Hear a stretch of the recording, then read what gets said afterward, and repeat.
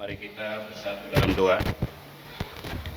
Bapa di surga, kami bersyukur kesempatan beribadah kepadamu, bersekutu dengan Engkau. Kiranya Tuhan menolong kami, supaya perjumpaan kami dengan Tuhan hari ini menguatkan, menghiburkan, dan mendorong kami untuk makin taat, makin setia kepadamu, ya Allah. Karena itu Tuhan, biarlah Engkau dipuaskan melalui puji-pujian kami, dan Engkau kiranya berkenan mendengarkan doa seruan kami kepadamu. Dan tiba saatnya kami yang mau menerima berkat-Mu juga melalui kebenaran firman-Mu, ya Bapa. Kiranya kebenaran firman yang kami baca, dengar, dan renungkan pada hari ini sebagai cara Tuhan melawat dan berbicara serta memberkati kami. Dan kiranya Roh-Mu menolong dan mengajari kami. Karena itu Tuhan, bersabdalah demi kemuliaan dan demi berkat bagi kami. Dalam nama Tuhan Yesus. Amin. Jemaat Tuhan, mari membuka kitab suci dari Ratapan pasal yang ketiga. Ratapan pasal yang ketiga, ayat 19 sampai ayatnya yang ke-26. Ratapan 3 ayat 19 sampai 26. Demikian sabda Tuhan. Ingatlah akan sengsaraku dan pengembaraanku, akan ibu dan racun itu. Jiwaku selalu teringat akan hal itu dan tertekan dalam diriku.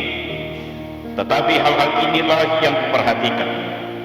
Oleh sebab itu aku akan berharap. Tak berkesudahan kasih setia Tuhan, tak habis-habisnya rahmat-Nya. Selalu baru tiap pagi, besar kesetiaan. Tuhan adalah bagianku, kata jiwaku. Oleh sebab itu aku berharap kepadanya. Tuhan adalah baik bagi orang yang berharap kepadanya, bagi jiwa yang mencari Dia. Adalah baik menanti dengan diam pertolongan Tuhan. Sampai demikian firman Tuhan hari ini. Jemaat yang dikasihi oleh Tuhan Yesus, waktu Yeremia menuliskan surat ini, ratapan ataupun bahasa Sunda, dia sebenarnya menyatakan dua hal yang diwakili, bahwa paparan Yeremia dalam kitab Ratapan adalah menggambarkan sengsara dan penderitaan, tapi juga menyatakan bagaimana sengsara yang sedang dialaminya sebagai seorang hamba Tuhan, nabi yang menyuarakan kebenaran pada saat itu. Maka kalau kita perhatikan ayat 1 sampai ayat yang ke-18, ada sebuah paparan ataupun narasi yang menceritakan betapa beratnya sengsara dan penderitaan yang dialami oleh Yeremia sebagai seorang hamba Tuhan. Itulah sebabnya dia berkata di dalam ayat 19, ingat akan sengsaraku dan pengembaraanku, akan ibu dan racun itu. Bahasa Simalungun lebih pas disebutkan, martingat bani sitaronon apa hasusahanku, bogu apa rasun duai bak. Ibu itu dalam bahasa Simalungun diterjemahkan bogu. Kalau bogu dalam bahasa Indonesia adalah empedu. Artinya itu sangat menyakitkan, mapaeman sangat mengerikan. Ya, itulah sebabnya dia berkata, kalau aku teringat penderitaanku, sengsaraku, maka itu bagaikan ibu bagiku dan bagaikan racun bagiku. Itu berarti berkali penderitaannya, berkali sengsaranya. Maka kalau kita lihat dalam ayat 1 sampai 18 ini, kenapa sampai Yeremia berkata demikian? Jemaat Tuhan, perhatikan ayat 1. Akulah orang yang melihat sengsara disebabkan cambuk mukanya. Dia menghalau dan membawa aku ke dalam kegelapan yang tidak ada terangnya. Coba gelap itu. Sesungguhnya aku dipukulnya berulang-ulang dengan tangannya sepanjang hari. Dia menyusutkan dagingku dan kulitku, tulang-tulangku dipatahkannya oleh Tuhan. Dia mendirikan tembok sekelilingku mengelilingi aku dengan kesedihan dan kesusahan. Dan seterusnya sampai ayat yang ke-18.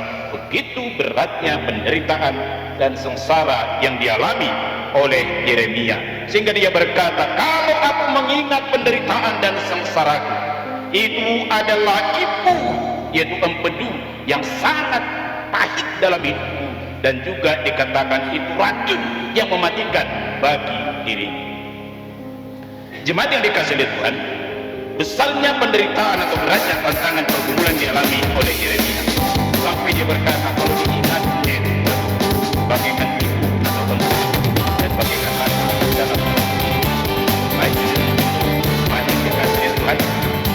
Coba cek atau ingat muncul kepada memori kita, apa penderitaan, apa persoalan, apa pergumulan yang sedang kita hadapi. Kira-kira kita bisa berkata juga enggak sama seperti Yeremia, bagaikan ibu itu bagi. Misalnya bisnis bangkrut, jualan tak laku, anak bandel kali, suami tetap marsketer, iya kan? Sampai larut malam, akhirnya bangun terlambat kerja. Coba, kalau kita ingat semuanya ini, maka kita bisa berkata seperti Yeremia, mengingat semua sengsaraku bagaikan ibu dan racun bagi. Putus asa, berat kali Tuhan, gitu ya kan? Makanya ada satu lagu yang terkenal tahun 70-an, hidupku yang sengsara penuh penderitaan, oh Tuhan tolonglah, kan gitu kan? Berat kali jenderal, kan gitu kan? Berat kali hidup ini. Itu yang pertama. Yang kedua, Bapak Ibu, apa yang dilakukan atau dialami oleh Yeremia? Lihat ayat yang ke-20. Jiwaku selalu teringat akan hal itu dan tertekan dalam diriku. Yang dikatakan oleh Yeremia, ketika aku mengingat atau aku selalu mengingat sengsara dan penderitaan itu menekan aku, itu melemahkan imanku, itu tidak memberikan semangat bagi. Jemaat yang dikasihi oleh Tuhan, beratnya pergumulan yang dialami oleh Yeremia ini, maka ketika dia teringat akan hal itu, maka dia bilang itu menekan bagiku, hilang semangatnya, hilang harapannya, dan juga dikatakan itu melemahkan pengharapan atau semangat. Maka Bapak Ibu Saudara, ada sebuah paradigma berpikir yang berubah di dalam bagian ini. Maka Yeremia mengalami sebuah tindakan atau katakanlah sikap yang baru yang membuat dia bisa move on. Itulah ayat 21. Hal-hal inilah yang ingat, kata Yeremia. Apa maksudnya jemaat Tuhan?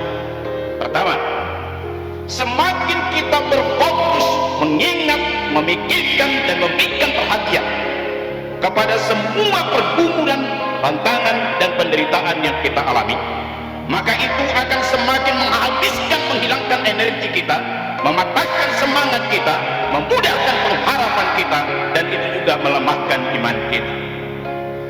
Maka dalam hal ini bagaimana caranya supaya kita bisa bangkit atau move on? Salah satu Bapak Ibu Saudara yang perlu kita miliki adalah ketika banyak pergumulan, persoalan yang kita hadapi, jangan terlalu fokus kepadanya, tapi arahkan mata hati, arahkan mata iman kita kepada Tuhan. Maka ketika itu terjadi, Allah itu kelihatannya makin nyata kuasa dan pertolongannya bagi kita, dan pergumulan itu kelihatannya makin kecil. Tetapi ketika kita semakin fokus kepada pergumulan, tantangan, penderitaan yang kita alami, maka penderitaan, pergumulan itu semakin membesar bagaikan monster bagi kita, dan justru kehadiran dan kuasa Allah rasanya semakin hilang dari diri kita, dan itu yang melemahkan iman kita. Karena itu Bapak Ibu Saudara yang kasih Tuhan, jangan terlalu fokus kepada penderitaan, kegagalanmu, ketidakberhasilanmu, penyakit yang belum sembuh, anakmu yang makin tidak terlalu baik, atau suamimu atau istrimu juga yang mencengkelkan engkau. Tapi pandanglah kepada Allah, maka imanmu akan diteguhkan, semangatmu dan gairahmu akan dimunculkan, pengharapanmu semakin nyata, akhirnya kita makin dikuatkan dan diteguhkan. Itulah perpalingan atau perputaran yang dialami oleh Yeremia. Maka ketika dia fokus ayat 19 dan 20 akan sengsara penderitaannya, maka dikatakan itu empedu bagiku, dan itu racun yang mematikan, dan itu melemahkan iman dan semangat. Coba Bapak Ibu, kalau kita terlalu fokus kepada penderitaan atau sengsara, kegagalan, ketidakpunyaan atau penyakit kita, persoalan yang kita hadapi. Lagu kebangsaan IPD Tuak kan itu kan, Tupa Delia nama ulau Tupa Delia. Coba makin hancur. Tabba tuwa kimani huruf sabotol naik. Muncul lagu kedua, Sitak kona debi. Mati kan? Mati kan? Mati. Makanya jangan fokus kepada pergumulanmu, jangan banyak energimu tersita. Arahkan hatimu kepada Allah. Itu membangkitkan semangatmu, membangkitkan gairahmu, menimbulkan pengharapanmu, menguatkan imanmu. Maka meskipun persoalan ini belum berubah, tapi ada semangat yang baru dengan keyakinan Allah akan mengubah, Allah akan menolong, Allah memberi kekuatan. Itulah sebabnya Paulus berkata dalam Filipi pasal 4 ayat 13, segala perkara dapat tertanggung di dalam Dia yang memberikan kekuatan kepada kita. Maka mulai hari ini jangan terlalu fokus kepada pergumulan persoalan. Oke? Maka gimana caranya, kata Yeremia? Perhatikan ayat 21 Bapak Ibu Saudara. Apa yang dilakukan oleh Yeremia pada bagian ini? Apa yang diingatnya? Dikatakan, tetapi hal inilah yang kuperhatikan. Oleh sebab itu aku berharap. Mantap ya. Jadi yang diperhatikan Yeremia apa? Yang melahirkan pengharapan bagi dia. Yang pertama, tak berkesudahan kasih setia Tuhan, dan tak habis-habisnya rahmatnya, selalu baru tiap pagi, besar kesetiaan. Mantap kan? Kalau kayak gini keyakinan kita, muncul nggak semangat, muncul nggak keberanian, muncul nggak iman. Tak berkesudahan kasih setia Tuhan. Hari yang baru, berkat Tuhan yang baru, hari yang mendatang, berkat Tuhan yang semakin datang. Maka hari esok lebih baik daripada hari ini. Coba kalau kita berkata hari esok lebih buruk daripada hari ini, bunuh diri nggak? Bunuh diri nggak? Ya kan? Karena kita tetap punya keyakinan dan pengharapan bahwa hari esok lebih baik daripada hari ini. Maka ada semangat bagi kita, ada gairah bagi kita. Maka move on, maju, itu kata kaum muda. Ya, tapi jangan langsung terus letoy, nggak ada semangat, ya kan? Di situ Bapak Ibu Saudara, coba bayangin ini anak-anak muda, ya kan, atau anak-anak gadis, anak buru hijau, anak buru. Kalau diputuskan laki-laki pacarmu itulah kau, dan larut kau di situ. Pertanyaannya, jadi ada nggak pacar? Senang kali lah pacarmu itu kan menderita sianida setelah kau putuskan. Oh gitu, syukurlah kayak gitu. Dia dapat pacar baru. Coba, bisa nggak move on? Langsung kita bilang, syukur aku tidak jadi sama kau. Mana lebih bagus untuk saudara yang perempuan, putus pacar atau diceraikan waktu nikah? Putus pacar ya. Artinya apa? Ketika kau diputuskan masih pacaran, itu artinya apa? Tuhan sedang mempersiapkan laki-laki yang sangat sayang samamu dan setia kepada. Maka katakan, Tuhan syukurlah aku putus sama marga purba itu. Gitu, move on ya, move on. Jangan larut, basah bantalmu terus, nangis terus, ya kan? Ingat duling si malu, rotak tali gitar disambung tali kusar, iputuskon marga gisang, roh marga sarah. Coba. Kan mantap, kalau kayak gitu kan enak, iya kan? Dalam buharan gaul bahat belum dipisang, age pedokah kita margau menggulang sosok biar mahita sirah. Gitu. Kalau nggak tetap penderitaan, tadi maham potona tadi lah mati. Ya, mari move on, move on. Inilah yang kuingat, inilah yang kurenungkan, kata Yeremia. Tak berkesudahan kasih setia Tuhan. Oke, ada promosi di kantor. Hari Senin keluar SK yang baru.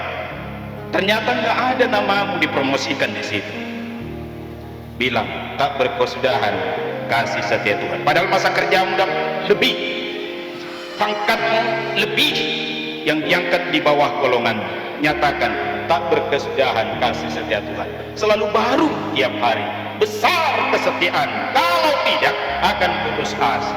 Karena itu Bapak Ibu Saudara, misalnya bapak-bapak yang ada di marketing atau ibu-ibu yang di marketing, bayangkan misalnya hari ini kita udah prospek, apakah marketing mobil, apakah marketing alat-alat kesehatan atau apapun itu, ternyata dipotong sama orang yang motong kawan lagi. Baru ketika kita follow up, si anu kemarin udah datang menghubungin aku dan udah deal kami, padahal kita yang prospek. Langsung tak berkesudahan kasih setia Tuhan, berkat Tuhan yang baru akan ada besok. Gitu ya, udah 5 kita kunjungi hari ini dan 20 yang kita telepon, 1 pun tak ada respon. Maka datanglah supervisor di kantor. Jadi ngapainnya kau suatu hari ini, kau gak ada kau lakukan? Jadi masukmu makan gaji buta kau sebulan ini, besok tolong lagi muncul. Tak berkesudahan kasih setia Tuhan. Kalau PBS-mu, tandang sawitmu tak laku-laku. Sekarang syukur sawit lagi naik kan, suatu saat kalau turun, ingat tak berkesudahan kasih setia Tuhan. Nanam jeruk di Sarigudolo dan sayur di beras pagi, hancur dari ladang, hancur lagi harga. Coba, tak berkesudahan kasih setia Tuhan. Rahmatnya selalu baru tiap hari. Hari esok lebih baik daripada hari ini. Karena itu kita tetap berpengharapan kepada Allah. Karena itu Bapak Ibu Saudara yang hari ini mendengarkan firman Tuhan, jangan pulang lagi lunglai, lemas, ada gairah, datang ke gereja lesu, pulang lemah. Coba, gak enak itu kan, gak ada gairah. Mari kita minar muhi, gitu, ada iman berpengharapan. Jangan seperti orang yang tidak berpengharapan. Itu yang pertama. Maka Yeremia berkata, tak berkesudahan kasih setia Tuhan. Meskipun penyakit belum sembuh, meskipun keadaan ekonomi kita belum pulih, tetapi kita berkata, rahmat Tuhan selalu baru tiap hari. Artinya apa Bapak Ibu Saudara? Bagaikan matahari jamin terbit di sebelah timur tiap hari, maka janji Tuhan dan kasih setianya lebih pasti daripada matahari. Kenapa? Karena matahari ciptaan Tuhan itu aja pasti, apalagi Tuhan lebih pasti lagi, sang pencipta matahari. Kalau enggak Bapak Ibu Saudara, dalam hidup ini bisa kita khawatir, kita bisa cemas, bisa kita takut besok hari hidup, dan itu membuat orang akhirnya banyak bunuh diri dengan jalan pintas. Ayat 22 ini, maka dikatakan di sana, tak berkesudahan kasih setia Tuhan dan tak habis-habisnya rahmatnya, selalu baru tiap pagi, besar kesetiaan. Baik, kenapa Yeremia berkata besar kesetiaan? Oleh karena dia sadar dan yakin bahwa Allah itu setia akan janjinya. Besar kasih setia Tuhan yang tidak pernah ingkar janji. Coba, manusia yang bisa ingkar janji pun yang tidak besar kasih setianya, banyak orang yang mau percaya kepadanya kan. Minimal ibu ini udah berapa kali-kali pun dibohongi suaminya kan, masih percaya Tuhan kan, kan gitu ya. Artinya apa? Manusia yang kepadanya kita berharap dan dia berjanji kepada kita, itu pun kita berani berharap. Padahal pertama, dia bisa ingkar janji. Yang kedua, seandainya pun dia tidak ingkar janji, ada kemungkinan dia besok tidak bisa menggenapi janjinya. Tapi Allah yang kepadanya kita menaruh pengharapan adalah Allah yang kasih setianya tidak pernah berubah, dan dia tetap setia mendampingi dan memelihara hidup kita. Itu yang pertama. Karena itu Bapak Ibu Saudara, tolong yakini hari esok lebih baik daripada hari ini. Berkat Tuhan lebih terjamin besok daripada hari ini. Tapi ternyata kok besok ternyata gagal lagi. Ingat lagi, hari esok lebih baik lagi, ya. Baik, usahakan kita. Ayat 24. Tuhan adalah bagianku, kata jiwaku, oleh sebab itu aku berharap kepada-Nya. Tuhan bagianku, Tuhan jabarku, Tuhan bagianku. Ada beberapa pemahaman dalam hal ini Bapak Ibu Saudara. Pertama, kalaupun yang lain lepas, kalaupun yang lain mengalami aku di dalam penderitaan dan sengsara dan aniaya, tetapi ingatlah, dia berkata kepada dirinya, Tuhan bagian. Yang kedua, Tuhan adalah bagianku. Yang mau dikatakan oleh Yeremia adalah, sekalipun aku tidak memiliki A, B, C, D dan mengalami sengsara penderitaan D, E, F, tapi ingatlah, artinya Tuhan bagianku lebih daripada cukup. Tuhan bagianku lebih daripada berkat apapun. Apa maksudnya Bapak Ibu Saudara? Kalau saya memberikan uang kepada orang, maka hanya uang itu yang menjadi miliknya. Tetapi kalau saya menjadi orang tuanya, menjadi miliknya papanya, maka semua yang ada padaku pasti berikan kepada anak. Karena aku papanya, karena aku miliknya. Ini penting bagi kita Bapak Ibu Saudara. Seringkali kita lebih fokus kepada berkat Tuhan. Kalau kau menerima berkat Tuhan, Tuhan tidak menjadi bagianmu, maka hari itu aja berkatnya bagimu. Tapi kalau Tuhan menjadi bagianmu dan milikmu, maka sampai kapanpun berkat Tuhan menjadi bagianmu.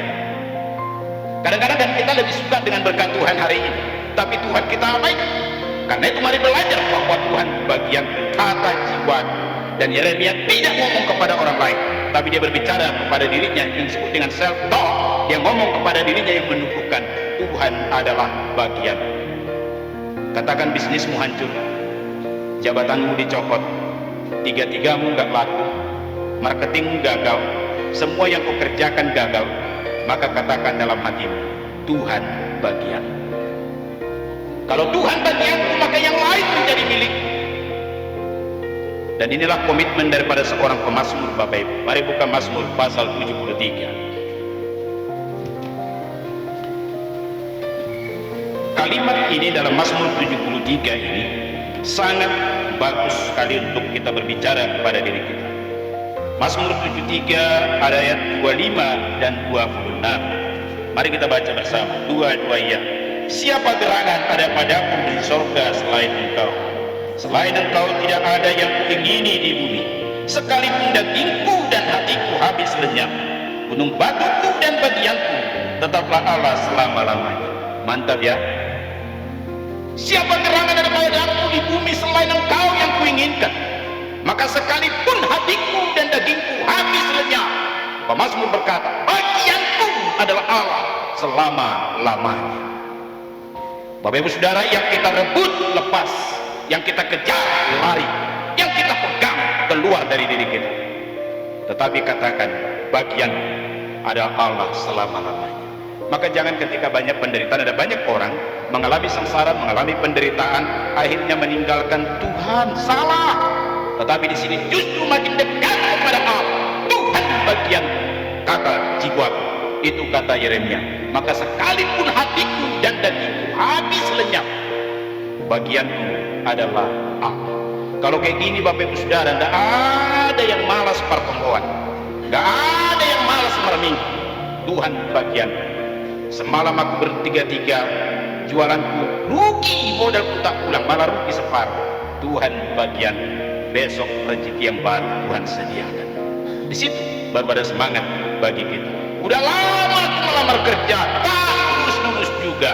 Orang sekali lamar langsung dapat. Aku lamaran yang ke-50 pun belum dapat juga. Tuhan bagian. Kan gitu ya kan? Tuhan bagian. Tuhan mengatur hidupku. Di sini penting bagi kita Bapak Ibu. Karena itu Bapak Ibu Saudara, besok semangat yang baru kita bekerja, semangat yang baru kita hidup. Jangan lagi tanpa pengharapan kepada Allah. Itu ayat 24. Yang berikutnya perhatikan ayat yang ke-25, Yeremia ratapan tadi. Tuhan adalah baik bagi orang yang berharap kepadanya, bagi jiwa yang mencari Dia. Baik. Kalau kerja lancar, promosi cepat, gaji makin besar, dagangan untungnya besar, anak-anak semua sehat dan pintar-pintar, satu di ITB, satu di UI, satu di UGM, satu di ITB, 4 anak kita. Coba bayangin kalau sempat kayak gitu. Dan begitu mereka kuliah, rata-rata 3,5 sampai 4 tahun tamat dan langsung kerja, satu di Pertamina, coba, satu di perusahaan ini, semua di BUMN, coba, baru kau bilang engkau memang baik Tuhan. Gak beriman kepada Tuhan Yesus pun bisa ngomong itu. Betul ya? Tapi coba Yeremia ini mengalami penderitaan ayat 1 sampai 18. Tuhan itu baik bagi mereka yang berharap kepadanya. Baik gak Tuhan? Kurang baik aku lihat dari respon. Ya, bisa gak kita berkata, kejap dan lihatlah betapa baiknya Tuhan itu. Mazmur 34 ayat 9. Dalam Mazmur 34 ayat 9 firman Tuhan berkata, kejaplah dan lihatlah betapa baiknya Tuhan itu. Sekarang ini mungkin orang susah berkata Tuhan itu baik. Kalau Tuhan baik, kenapa nggak sembuh? Kalau Tuhan itu baik, kenapa gagal terus? Kalau Tuhan itu baik, kenapa seperti ini tidak terjadi seperti yang kuharapkan? Kalau Tuhan itu baik, kenapa semua yang kulakukan, yang kurencanakan gagal semua gagal? Mana Tuhan yang baik? Bapak Ibu Saudara, lihat Yeremia. Tuhan adalah baik bagi mereka yang berharap kepadanya. Maka pemazmur dalam Mazmur 34 ayat 9 dia berkata, kejaplah dan lihatlah betapa baiknya Tuhan itu. Coba Bapak Ibu Saudara, kalau kita yang bekerja di swasta, katakan hari ini ongkos pulang pun terpaksa ambil, bahkan belanja bulan ini pun terpaksa mantap. Tahu mantap? Makan tabungan. Ya, syukur masih ada tabungan ya. Kalau nggak ada tabungan kan lebih parah. Coba, bisa nggak kita berkata dengan tulus, Bapa Engkau baik? Ini perlu bagi kita. Ya, makanya satu lagu itu kan, Bapa Engkau baik, Bapa Engkau baik. Semua kita harus meyakini, mengalami ini dan mengimani, alami, yakin bahwa Allah itu baik bagi semua orang yang menaruh harap kepada. Ini Bapak Ibu Saudara, kalau tidak kita lagi percaya Allah baik dan kita tidak menaruh iman dan pengharapan kepadanya, semua kita akan putus asa, semua kita akan berhenti untuk berpengharapan dan bekerja.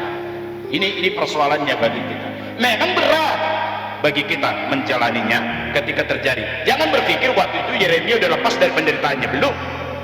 Ya, belum lepas dari penderitaan sengsaranya, tapi muncul iman, muncul pengharapan, dan muncul sukacita di dalam dirinya. Ada satu lagu lama Bapak Ibu Saudara, kalau pernah dengar, semalam waktu aku saat teduh, aku putar lagu itu dan bagus gitu ya. Ada waktu di hidupku, pencobaan berat menerpa, kan?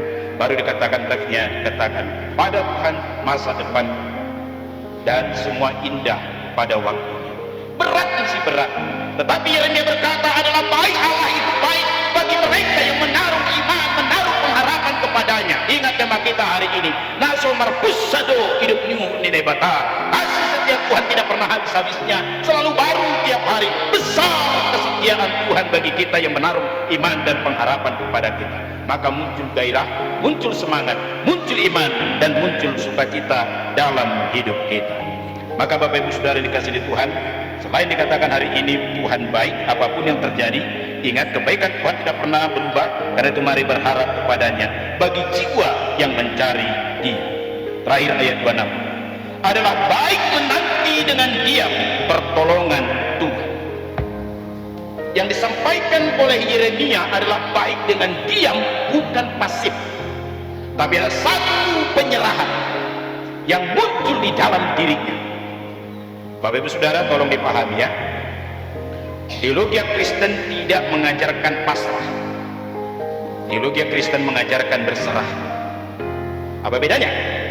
Kalau pasrah udah selesai, habis, apapun jadilah terserahlah. Kalau berserah, karena kita beriman, menyerahkan diri kepada Allah, maka kita katakan, jadilah kehendakmu, jadilah kedaulatanmu, dan aku menyerahkan diriku kepadamu. Cuma memang bahasa sinetron lebih sering pasrah ya, karena memang mereka yang buat itu, gitu ya. Sama seperti kalau kalimat-kalimat yang di sinetron kan sering menjadi bahasa umum, oleh karena mereka menguasainya. Sama seperti ini, tidak ada di dalam Alkitab pernikahan, yang ada perkawinan. Kenapa? Alkitab mengajarkan tidak ada hubungan seks di luar daripada relasi suami istri yang diberkati Tuhan. Maka kata yang dipakai adalah perkawinan, bukan pernikahan, karena konotasi mereka orang bisa kawin tanpa nikah, karena itu kan konotasi mereka.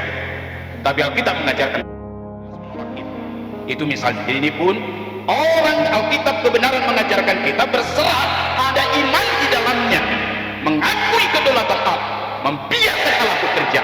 Kalau pasrah itu putus asa. Ya, makanya jangan pasrah ya, berserah kepada Tuhan. Makanya kan lagu kita di gedung jemaat kan dia bilang pasrah pada Tuhan, tapi apa? Berserah kepada Tuhan. Kan dari bilang pasrah kepada Tuhan, ada itu. Gitu ya, berserah. Oke. Maka di sini dikatakan adalah baik dengan diam, bukan berarti Yeremia pasif, diam nggak melakukan apa-apa. Tapi adalah baik dengan diam dalam artian menaruh iman, menaruh keteduhan hati. Kata yang dipakai adalah quietly. Quietly itu berdiam Allah, berserah kepada Allah. Ini yang banyak gagal orang Kristen zaman sekarang ini, apalagi karena medsos ini ya kan, FB ataupun Instagram atau lain. Banyak kali pergumulan, persoalan, kegagalan yang dihadapinya, melapornya ke FB, bukan melapor sama Tuhan, malah cerita akhirnya habislah dia, hancur daganganku hari ini. Senang langsung bilang, rasain gitu kan. Yeremia diam, quietly, itu kata yang dipakai dalam bahasa aslinya, ada kedudukan diam, membiarkan Tuhan bekerja. Maka Bapak Ibu Saudara, ketika kita menghadapi sengsara, penderitaan, aniaya atau apapun itu namanya, mari ambil waktu teduh, diam di bawah kaki Tuhan, naikkan doamu, serahkan semua kepada Allah. Di situ ada kekuatan yang baru yang Tuhan berikan bagi. Ini enggak berdoa, enggak datang sama Tuhan, datang ke Instagram, datang ke Facebook, akhirnya disebut orang lagi kalimat yang macam-macam, ya kan? Belum tentu kan positif orang menanggapi postingan kita di sana. Kenapa enggak datang kepada Tuhan? Kalau mau posting sih posting juga, tapi yang bagus lah. Tapi dalam artian, mari datang tenang, izinkan Tuhan bekerja, undang Tuhan terlibat, biarlah Tuhan menolong kita memulihkan kembali apapun yang sedang kita hadapi, dan Tuhan memberikan kekuatan yang baru. Ini banyak kali orang curhatnya di medsos, bukan curhat kepada Allah. Disinilah Daud berkata, Bapak Ibu, di dalam Mazmur pasal 62 ayatnya yang ke-9, Daud berkata, curahkan isi hatimu kepadanya, Allah tempat perlindungan kita. Ini perlu Bapak Ibu Saudara. Kalau kita curahkan isi hati kita kepada orang, belum tentu positif jawabannya kan. Coba ibu-ibu ini, ketika misalnya pulang suamimu dari kerja, langsung kau curcol, ya, curhat sama suami, Pak, bandel kali anakmu yang ini Pak. Kayak seolah-olah nggak anakmu itu kan. Karena orang Batak kan gitu, bandel kali anakmu yang ini Pak, PR-nya pun tak dikerjakan, bla bla bla bla bla bla. Kalau suamimu langsung peluk engkau dan bilang, Mam, sabar, kita doain, masih enak kan? Tapi coba bayangin, itu pun tak bisa kau urus, jadi ngapainnya kau? Nonton aja kerjamu. Dua anak tak bisa kau urus, apa yang kurang? Coba, kalau kayak gitu datang dari suamimu, apa enggak makin stres? Jamin rupanya suamimu begitu kau mengadu sama dia, bla bla bla bla bla bla, datang SMS-nya nambur, datang dari tulang video bla bla bla bla. Tiba-tiba kalau dikatakan sama suamimu, Mam, sabar ya, dipeluk dan akhirnya ditepuk pundakmu, dia lus rambutmu, semangat melahir kan? Tapi coba kalau dia bilang, itu wajah aduh, gitu kan? Percuma kau mamanya, percuma kau sarjana, percuma kalimat yang percuma kan mematikan itu. Percuma kau, tak ada kerjamu di rumah pun, kurang uang tambahinya, itu pun tak bisa kau urus, habis. Ada persoalan gereja, pagi gini, atau ma gini. Coba bayangin, bapak-bapak ini curhat kau dari rumah, di rumah begitu istrimu pulang. Begitu kamu pulang sama istri, marah bilang, Mam, gini, Mam, gini, Mam, tadi kerja. Masa dibunuh-bunuh yang tamat SMA tuh? Kan gitu kan? Itu pun tak bisa kau uruskan. Kau bilang kau sarjana, ya juga lagi coba. Itu pun tak bisa kau uruskan di kantor. Itu aja belum sekolah sama aku, katanya gitu kan? Jadi datanglah istri, suaminya masih baik, bahkan masih banyak laki-laki yang baik kan, gitu kan? Suaminya masih baik, Ma, kalau nggak sama mau kau curhat sama siapa lagi? Kalau kayak gitu pun kecil masalahnya kau curhat sama aku, mati kan? Coba, padahal tadi dengan tulus, mas sama siapa aku curhat? Kalau aku curhat nanti sama istri orang kan bahaya, Ma, gitu kan? Ya tapi jangan masalah kecil itu gitu pun kau harus curhat, kata istrinya lagi. Maka curahkan isi hatimu kepada Allah. Disinilah maka Yeremia berkata, dalam diam kepada Allah, dengan iman berserah di dalam doa, maka dikatakan muncul kekuatan yang baru. Maka dia berkata adalah baik menanti dengan diam, izinkan Tuhan bekerja pada waktunya, segala sesuatu indah pada waktunya, in His time, not my time. Bukan sekarang, mungkin 2 minggu lagi, mungkin 3 minggu lagi, mungkin bulan depan. Biarkan Tuhan bekerja. Kadang-kadang kita mau crash program, Tuhan kok lama kali, Tuhan kok kayak gini, Tuhan, kita paksa Tuhan, maka kita kasih konsep tanda tangan di Tuhan. Kan itu cara kerja Tuhan, bukan seperti cara kerja kita. Waktunya Tuhan belum tentu waktu kita, keinginan Tuhan belum tentu keinginan kita. Maka diam dengan iman, diam dengan berserah, diam dengan doa. Di situ dikatakan nyata kuasa pertolongan Tuhan. Mari buka Yesaya 30. Oke, Yesaya pasal 30. Bapak Ibu perhatikan ayat yang ke-15b. Yesaya 30 ayat 15b, ya, dikatakan demikian. Saya baca semua lengkap ayat 15. Sebab beginilah firman Tuhan Allah yang Maha Kudus, Allah Israel, dengan bertobat dan tinggal diam kamu akan diselamatkan. Perhatikan B-nya, dalam tinggal tenang dan percaya. Itu kata dia, dalam tinggal tenang dan percaya. Dikatakan apa? Terletak kekuatanmu. Karena itu Bapak Ibu Saudara, di dalam situasi apapun, sesulit apapun pergumulanmu, belum tentu menolongmu ketika kau curhat kepada orang lain. Engkau bisa disalahkan, maka orang akan bilang gini, percuma sintua, percuma majelis, percuma pengkhotbah, percuma pendeta, itu pun tak bisa dihadapi. Bayangin. Tetapi ketika kita diam dengan iman, diam dengan pengharapan, diam dengan berserah dalam doa, maka ada kekuatan yang baru. Karena itu Bapak Ibu Saudara, pertama melapor kepada Tuhan, ya. Jangan melapor dan mengharap kepada orang duluan, tapi mari kita dengan iman berharap kepada Allah, menantikan Tuhan bekerja dengan keyakinan bahwa kasih setianya tidak pernah berubah, rahmatnya selalu baru tiap hari. Mari kita berdoa. Tuhan, di dalam kehidupan kami apapun yang terjadi, suka duka, kegagalan, keberhasilan, apalagi belajar dari hamba-Mu Yeremia dengan penderitaan yang demikian berat, Tuhan tolonglah supaya kami berubah paradigma berpikir kami, agar kami tidak terlalu fokus kepada penderitaan sengsara yang menimpa kami, kegagalan yang menerpa kami, tapi kami mengarahkan mata hati kami dan iman kami kepada Allah dengan mengingat hal-hal tertentu. Tak berkesudahan kasih setiamu, tak habis-habisnya rahmat, selalu baru tiap hari. Ini memberikan iman, semangat baru, pengharapan bagi kami. Karena itu tolong kami move on, ya Tuhan, tidak lebih memfokus kepada pergumulan persoalan yang menimpa kami, tapi mengarahkan iman dan hati kami kepada Allah, bahwa Engkau baik, Engkau setia, kasih setiamu tidak pernah berubah, berkat-Mu selalu baru tiap hari. Maka kegagalan hari ini ataupun kerugian hari ini, persoalan hari ini, pergumulan hari ini, kami akan mendapatkan kekuatan yang baru, berkat yang baru hari esok, yang memberikan semangat hidup bagi kami, ya Tuhan. Karena itu tolong kami tetap meyakini bahwa Engkau baik dengan kasih setiamu, Engkau tidak pernah melupakan, dan Engkau tidak pernah meninggalkan kami. Karena itu pimpin kami supaya dengan berdiam tenang di hadapan-Mu, penuh iman, penuh harap, ada kekuatan baru yang Tuhan beri, sehingga kami dimampukan untuk menghadapi setiap pergumulan dengan kekuatan yang Kau berikan kepada kami, ya Bapa.